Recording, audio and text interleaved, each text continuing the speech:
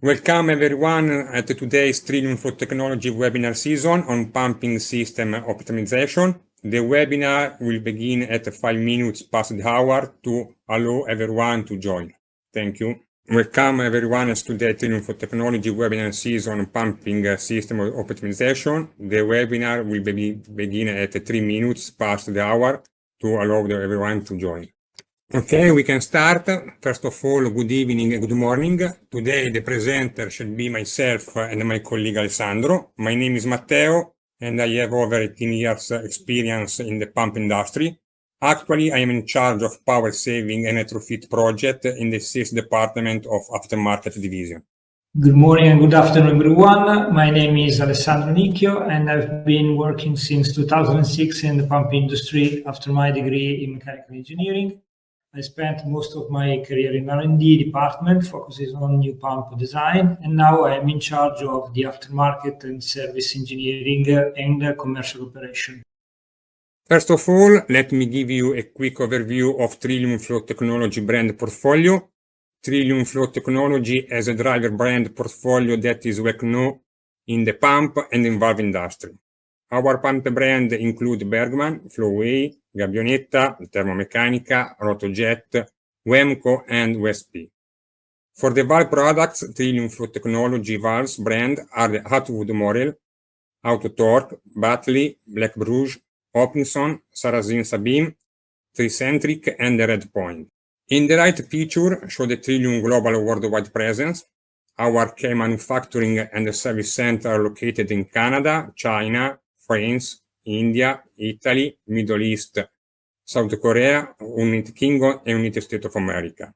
Globally, Trillium Technology has more than 20 facilities around the world, plus a global network of third-party sales and authorized service center. Trillium Flow Technology has a very long history, since 1828. In this 2 centuries, Trillium add new products and service to make our customer process more efficient and productive. Most recent step in the growth of the corporate are the acquisition of Red Point Valves in 2020 and Termomeccanica Pompe that has been merged to Trillium Pump Italy in 2021. As today's webinar is about the pump, let's focus on our pump products and have a high-level look to our pump product portfolio. At Trillium Pump Italy, we design and manufacture most of all pump type. The designation as defined by Hydraulic Institute and API standard, spanning from overland pump between bearing pump and vertical suspended pump. Over those, we are able to produce also non-API pumps like concrete volute to match all the industry sector. The industry sector, oil and gas, power generation, desalination, water handling, and wastewater, and the general industrial sector like steel manufacturing plant or mining. After this short presentation on Trillium Flow Technology, let's focus on today's topics. So please, over to you, Alessandro. Thank you very much, Matteo. So let's start. And first of all, let's start from the webinar's title. So pumping system optimization. That in other words means to help a pump user to get the best performance from their units while minimizing all associated costs. As we are considering the pumping system and not only the pump, we will discuss about all the possible improvements of the system even outside of the pump. So pumping system optimization is not only about energy efficiency. Reliability also plays an important role. We will discuss on pump reliability as well. Merging these two concepts together, so energy efficiency and reliability, we could define pumping system efficiency as a desired output that is useful flow rate and head and system availability divided by the total efforts required to run the system, measured in terms of cost and of course considering also the downtime. Thanks to this simple definition, optimizing a pumping system means getting the same desired output while reducing the efforts and therefore the associated costs. The agenda of the webinar, in fact, is a direct consequence of this definition of optimization. So we will talk about reducing the energy consumption, why it is important and how we can do that, improving equipment reliability through material and design upgrades.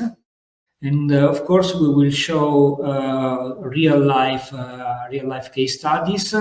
And at the end of the webinar, there will be a space for a question and answer session through the webinar platform. So you are free to send invited to send all your questions through the question and answer chat box. So let's start from the first topic, which is a focus on reducing energy consumption. So increasing a pumping system efficiency is not just an exercise for engineers.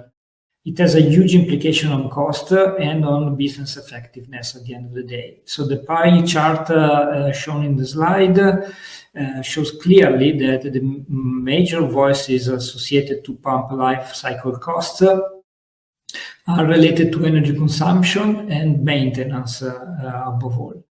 So it's clear that to increase pumping system efficiency, we have to focus on the reducing the absorbed power and increasing the reliability of the units. So to go into deeper detail, let's first consider a simple piping system that comprises two tanks connected by a piping line with a valve, elbows, and whatever we may think to, and of course with a pump.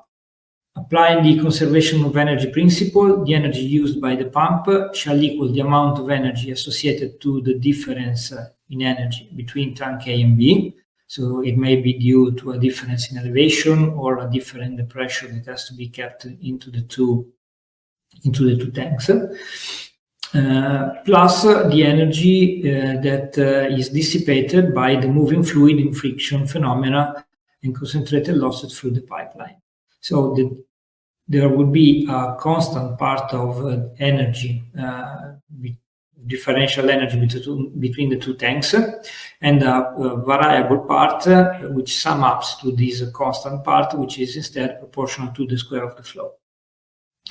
So the balance of energy that I've described can be visualized as the intersection of the head provided by the pump, shown by the black curve, and the head losses of the system, which is the green curve.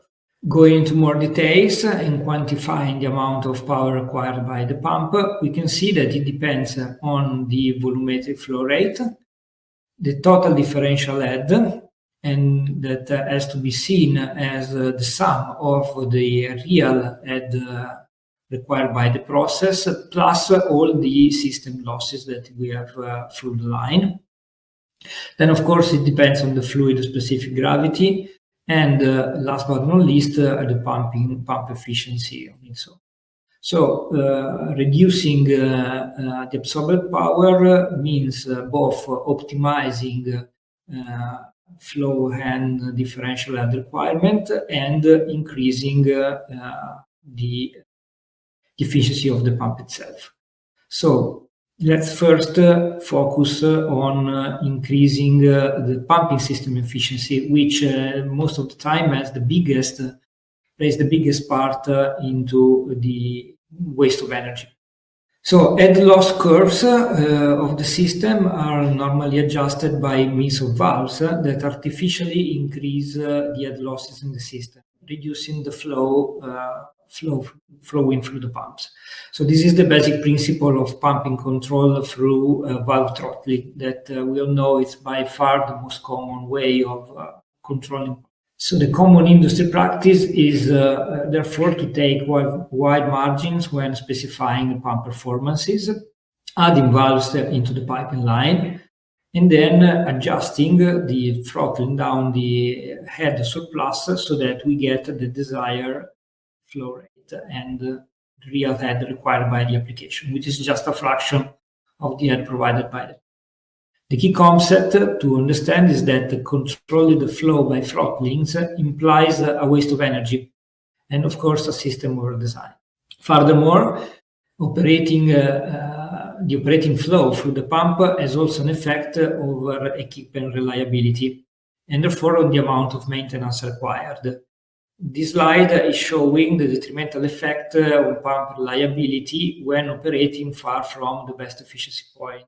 So either if we go on the right side of the curve or on the left side of the curve, which is normally the case, we can see that we just reduce the mean time between failures. So it means in the end, less reliable system and an increased cost of maintenance.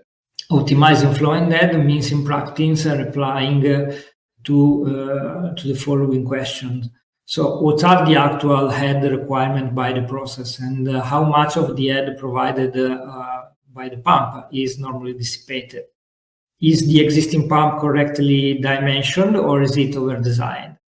In summary, from a graphical point of view, how we can get the pump curve closer to the real application point intersecting the system curve without big losses, without artificial losses added by the valve. So there are actually two options. Option one is to go for a variable speed machine, and option two is instead the actual change of some hydraulic part of the pump to change the pump curve, so to move it. What is also called a pump re-rating. Of course, each option comes with its own advantages and disadvantages. So adjusting the pump speed ensures flexibility for operation. So it's best for a system that have to operate over very different flow conditions. It works best in system where the system curve is mainly frictional, so where there is a small amount of static head to be always present in the system, and it allows to have a pump operating the pump operating point always closer to best efficiency point at every speed. It reduces the peaks in starting motor sober current, and it makes all the transient smoother inside. On the other side, the changing speed requires some additional equipment and system modification. Re-rating an existing pump, instead, it's normally a modification with less cost impact as initial investment. There is no increase in system complexity because the system basically stays the same. And it works best in those applications where the flow rate is fixed or with just minor changes. Theoretically, it is slightly less efficient compared to speed change, as in any case some control valves are still required. I will now show in more details variable speed pumping system. So in order to change the pump operating speed, there are two main options. So adding an hydraulic coupling, sometimes combined with a gearbox, so that given a fixed motor speed, drive speed generally speaking, the pump shaft speed instead can be modulated within a certain range. Or option two, to drive an electric motor by means of a variable frequency drive. Even if there are small losses of energy associated to both these equipment, changing pump speed provides a huge benefit on pump absorbed power that is proportional to the cube speed. So, for example, running a pump at half speed requires just 1/8 of the power. This slide shows instead how pump performance curve varies as the pump speed is changed. So each green curve here refers to pump head at different speed, and it is evident how it moves the intersection with the system head loss curves. So this in the slide we are showing two different system curves as an example. One where the head losses are poorly frictional, the blue one, and the black one, where we have a constant static differential head. So it's clear that the changing the speed it works best with the frictional type system, as the intersection of the pump curve with the system curve stays closer to the best efficiency point, while it moves on the left side at lower flow rate, which is not ideal for a centrifugal pump when we are dealing with a consistent portion of static differential head. So over to Matteo to show a real-life example of variable speed system. Okay, thank you. So this case is quite frequent with head required by the real-life operating case that is much lower than the assumed during the design and development phase, with a different operating point, very different one from the other. In this case, the units are overdimensioned, creating a wide head surplus that is dissipated by partially closing control valve, leading to excessive power consumption and wear of the control valve itself and of the wall, more severe operating condition for the pump. Considering in this case the large and not constant variation in the head required, we opt for installation of a variable speed fluid coupling between the motor and the pump. Thanks to the modification, an efficiency improvement of 7 percentage points have been achieved, resulting in a return of investment of 3 years for the pump user. The graph shows clearly the mismatching between the real application requirements, the black points, respect to the fixed speed pump curve is solid black, resulting in a big energy waste by valve throttling.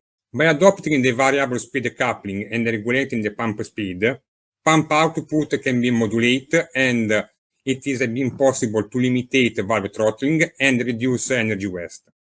The effect of the pump speed variation of the pump performance is visible in the right graph, and is very clear, visible how the pump performance curve now match application requirement and the real site operating reason, represented regularly by the light blue area. So as already anticipated, this modification allowed for an energy saving that covered the modification cost in 3 years. Let's now consider instead the shift of a pump system curve by re-rating of a pump, that is, change the pump hydraulics. So the first option available is normally the physical replacement of some pump components to modify the curve. So this new hydraulic may be already available and installed with minimum effort when the pumps are designed with a modular concept. In other cases, instead, new hydraulics can be specifically developed to best fit a specific operating condition. The picture on the left shows, as an example, a vertical pump that is with a rebowling project. So the old casing and impeller has been changed and upgraded to a different set of impeller and casing to match a new operating condition. In this case, the pump efficiency improvement was 9.8%, so with a reduction of power for the total pump installed of 1.5 megawatt, and the saving was around $800,000 per year. So overall, the total number of pumps. So it's a very, very important saving. The second possible option is impeller trimming, and this is specifically valid for minor correction, which is simply cutting the outer diameter of the impeller. So reducing the diameter of the impeller reduces the head surplus generated by the pump, and therefore we can avoid the throttling. So even if this is very simple as an intervention, it can be extremely effective as the head developed changes with the square of the diameter, and the power reduction goes with the cube of the diameter as well. So again, very effective on total saving. A great opportunity of re-rating existing pump is available on BB5 pump that thanks to their cartridge construction. So where we have an element that can be removed from the casing without, removing the casing from the lines.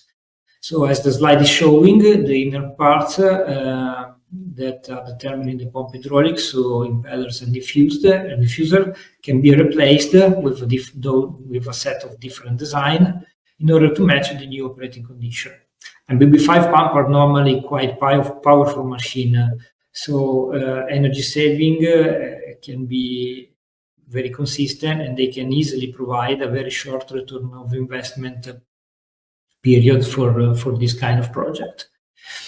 This slide is showing how the original would the effect on the pump curve. So the initial situation would be a certain pump curve, a certain with a certain system curve where we have some head dissipated.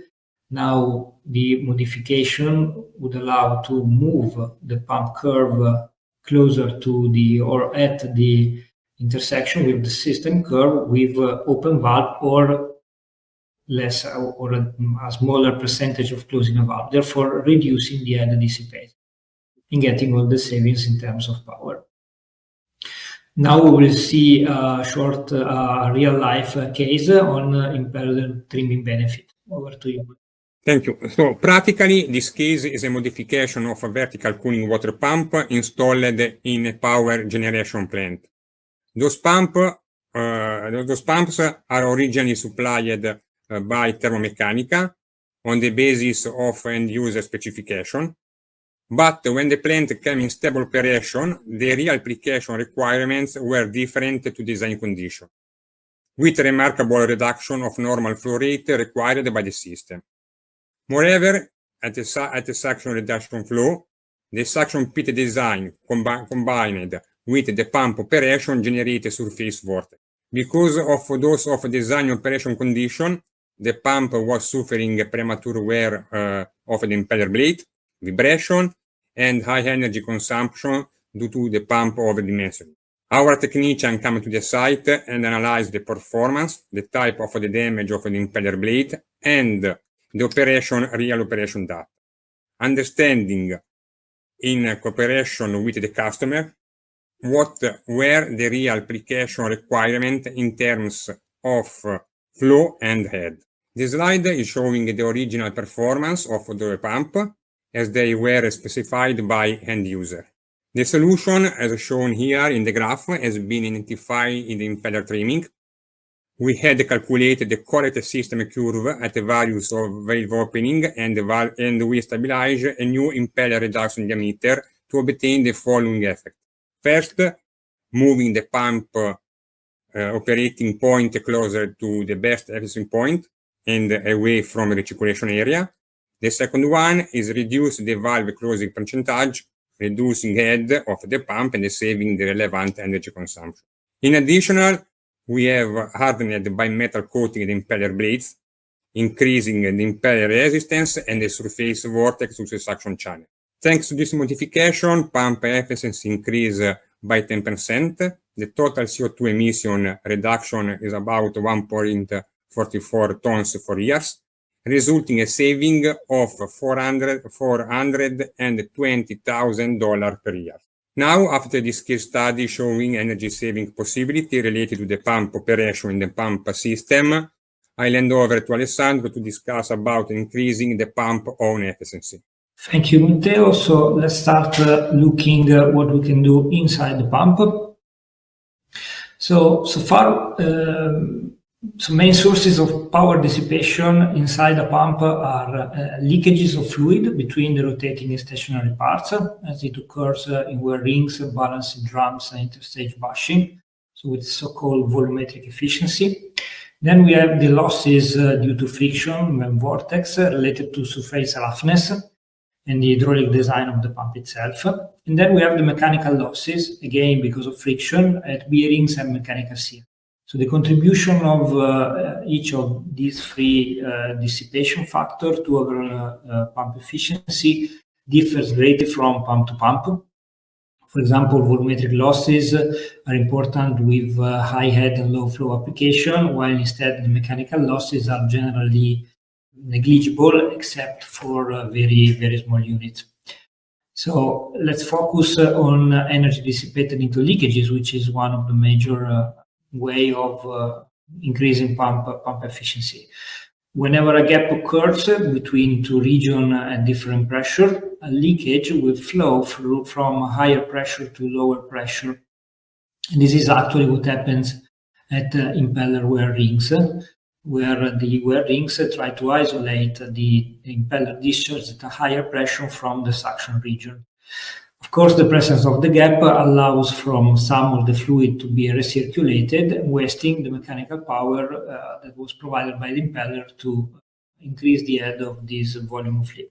The greater the leakage and the pressure differential across the wear rings, of course, the greater is the power that is dissipated, with effect on both the delivery head and, of course, the efficiency of the pump. So increasing or restoring impeller wear ring clearances gives an opportunity to restore a pump efficiency or to gain some additional efficiency. And often 2 to 3% points can be gained reducing too wide clearances, for example, API minimum clearance, and going towards manufacturer recommended clearances. And of course, this depends on specific speed. The benefit, as I was saying, is maximum for lower specific speed range, where we can gain more than that. But in any case, it is a consistent saving, pretty important.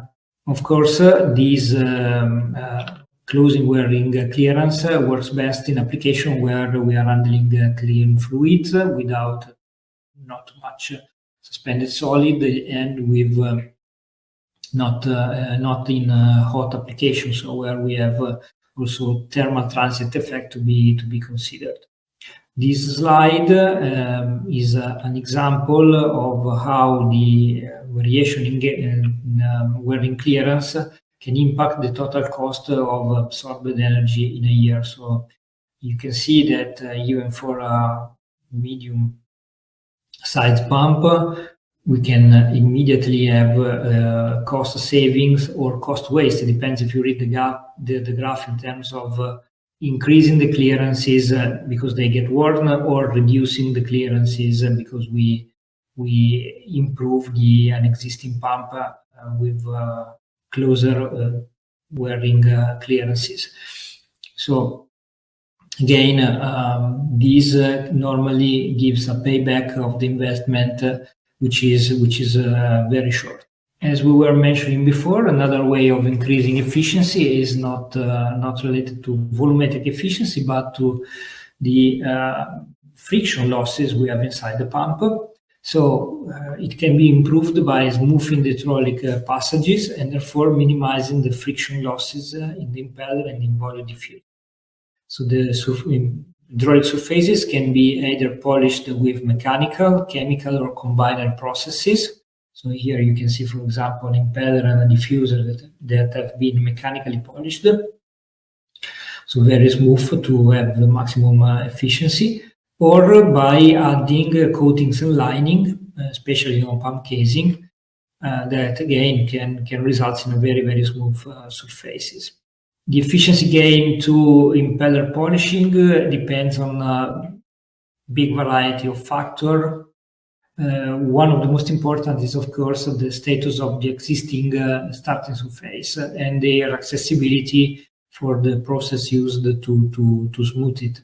Instead, talking about lining and coatings, it is important to mention that the coatings are normally also very hard, so they increase the abrasion and the corrosion resistance compared to the base metallic material. So as with again, not only we get an improvement on efficiency, but we can get also an increase of system reliability and expected life of the component. And this is also very useful when we are handling with restoring specifically all the casing, where we can re-establish very smooth hydraulic surfaces. We will now focus on, let's talk about increasing the availability of our units, which is again another important aspect of optimizing a pumping system in its own. as we were discussing at the beginning of the webinar, the cost of maintenance and repair are among the biggest voice of costs through the pump life cycle. So it's worth talking about availability. So the key point is to achieve an optimal level of maintenance for which the pump operates at its best with a minimum risk of service disruption and equipment unavailability, so avoiding the cost of loss of production. Regular maintenance has proven to be effective in sustaining operation and avoiding costs associated to more severe equipment failure. So furthermore, extending the equipment life ensures more productive hours and delays the needs of new equipment, again resulting in lower cost reduction. So it's important to study and to focus on critical units, to concentrate on critical units or the so-called bad actors, so where we have issue of reliability, to identify opportunity for improvement that in the end, as I'm continuously repeating, is resulting in cost savings. So pump improvement can be classified under two main categories. So we can have material upgrades, which is choosing the best material to maximize equipment life and reducing the need of repair.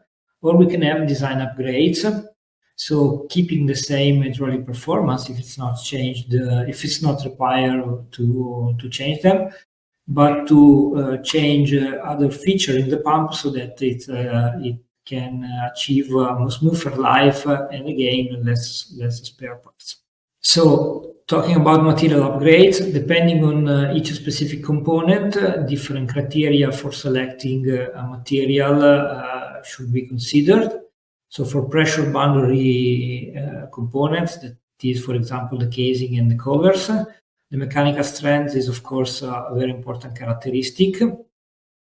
For all the wetted parts, so including the impeller, the shaft, and of course the casing and covers, the corrosion and erosion resistance is also an important parameter, especially when the fluid can be chemically aggressive, so corrosion could be an issue, or we can have solid particles dispersed in the fluid, so erosion becomes.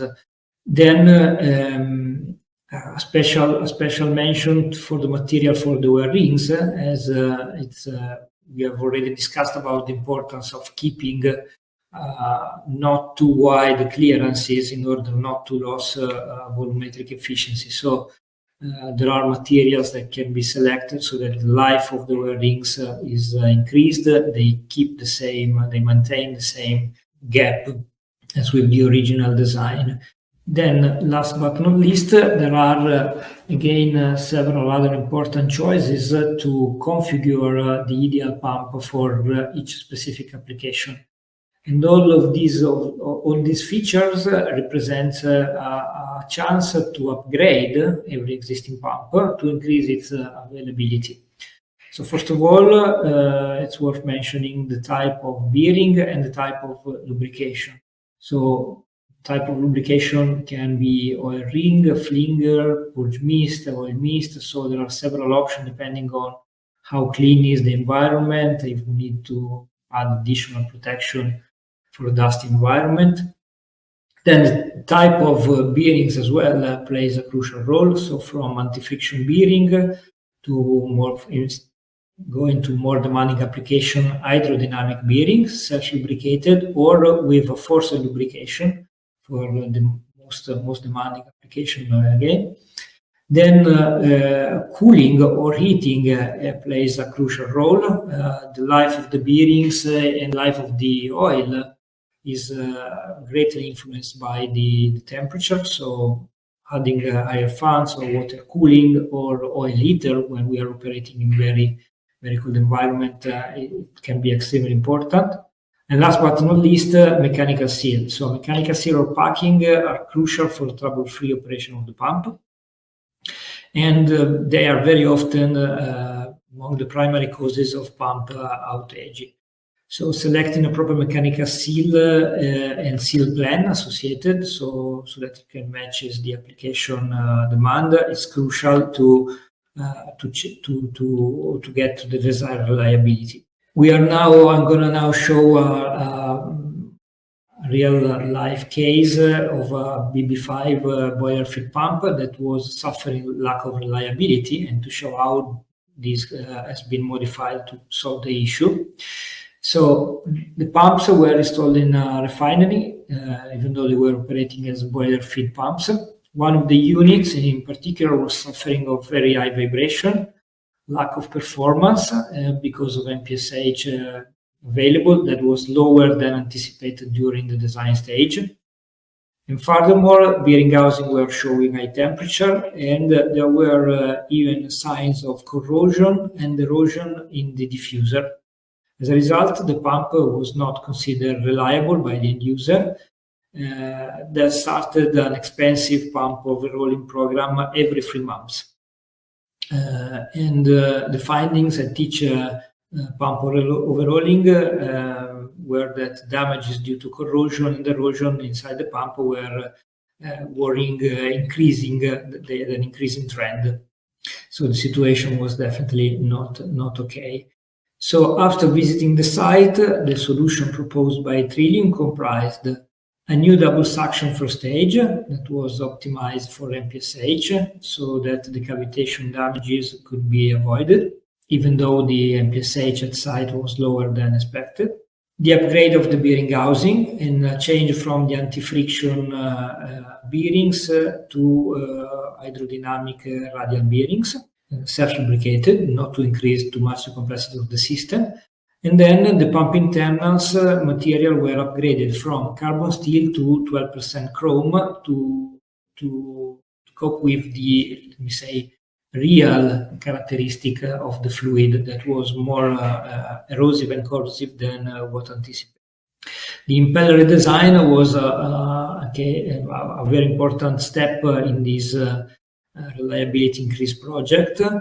So the first stage impeller and the suction volute was studied with state-of-the-art CFD techniques. So the image here on the left shows the original situation with pockets of vapor during the cavitation simulation here in the original design, and with the impeller modified. So we can see how the cavitating volume is strongly reduced here. Therefore, we get definitely better MPSH performances. Being OEM, it's easy for us then to really test all these modifications. So by testing the pump in our test room, we could certify the improvement over MPSH. So this was the original the MPSH curve with the original impeller, and then the MPSH required curve with the modified impeller, so showing definitely a better performance. As a final result, the pipe altogether, the pump reliability was restored, and now we have a normal maintenance interval typical for this application, with a great saving of spare parts and cost from the end user. After we have presented now all these options to increase overall pumping system efficiency, let's see what would be the process to study and implement this improvement project. Over to you, Matteo. Okay, thank you, Alessandro. Thank you. So the Trillium Way is a circular system, completely integrated. They support our customer from the definition of the solution to the certification of the implemented modification, through a site analysis and the full testing campaign, a complete design, manufacturing, and the certification. So the first phase, we meet the customer and we define what is the actual situation and what is expected in terms of saving. The improvement project may either relate to energy saving or reliability increase, or a combination of the both. In all cases, the first step is necessary to collect the operation and the mechanical data, mainly but not limited to pump original design data, so curve, mechanical data sheet, drawing, installation, etc. Pump actual data, so the real operating parameters at the site, eventually mechanical modification, vibration, and so on. And relevant historical information for the pump, so all the maintenance and the fault, After that, a preliminary study is carried out, identify the critical point and proposing a tailor-made solution. In the study is included a forecast of the expected gain in terms of energy and or other improvement elements. This report is then discussed with the customer to optimize the solution and achieve the client expectations, finally defining the scope of the work and the targets of the project. Once the preliminary project is approved and the project becomes operative, we can start with the second phase.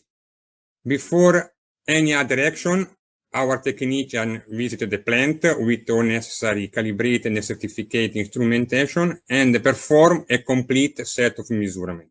Pump hydraulic performance to stabilize final pump characteristic, vibration and bearing temperature, to assess reliability of the unit, and one general overall unit dimension when major pump parts need to be replaced, so that interface with existing equipment not to be modified but is maintained. All the data collected, the results shall be included in a final as-is report to be shared with the customers.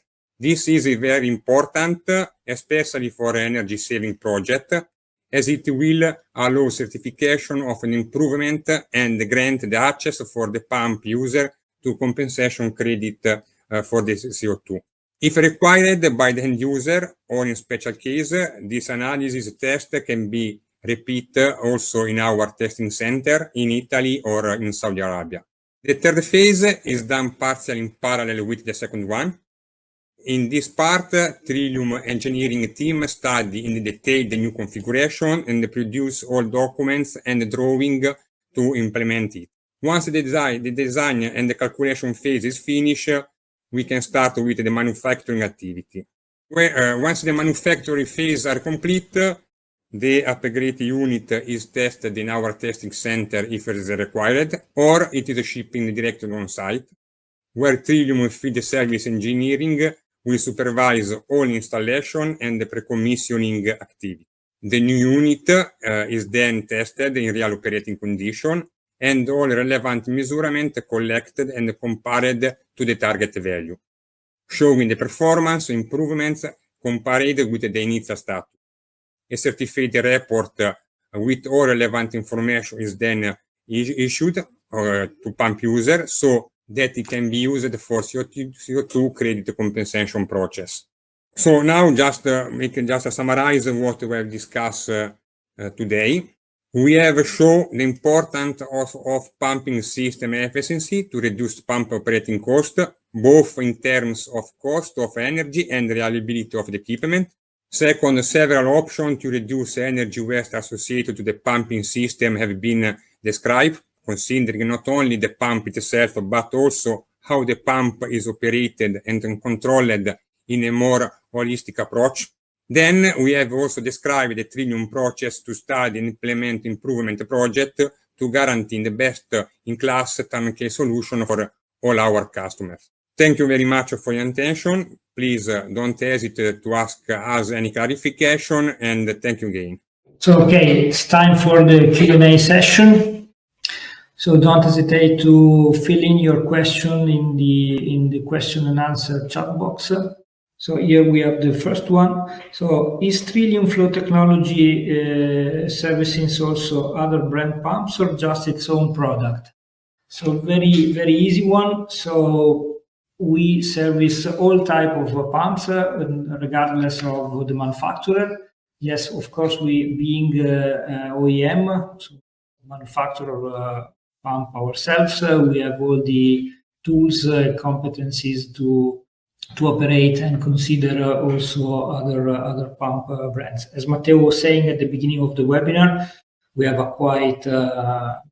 we have a certain number of service centers around the globe, and we have to say that most of the activity of the service center is also on other brands pump.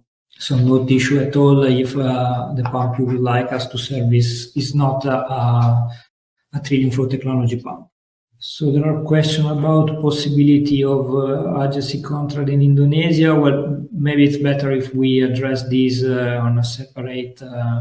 We'll be in contact maybe on a separate channel through the webinar. Another one related to the webinar is what are the main reasons for choosing an inverter or an hydraulic coupling? Oh, good one.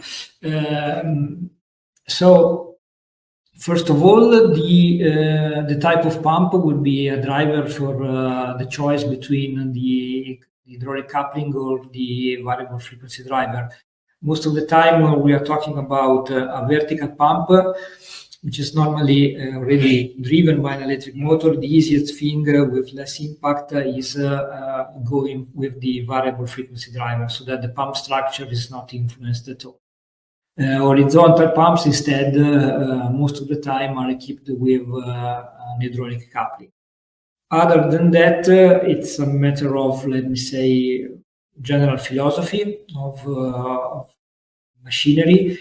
Hydraulic coupling in the end is a rotating machinery, so the maintenance would be probably easier through longer life, while variable frequency driver may risk, I'm not saying it would be the case, but may risk about over obsolescence of spare parts. So some end users don't see WFD very well in retrofitting project, but in the end, both are a valid option.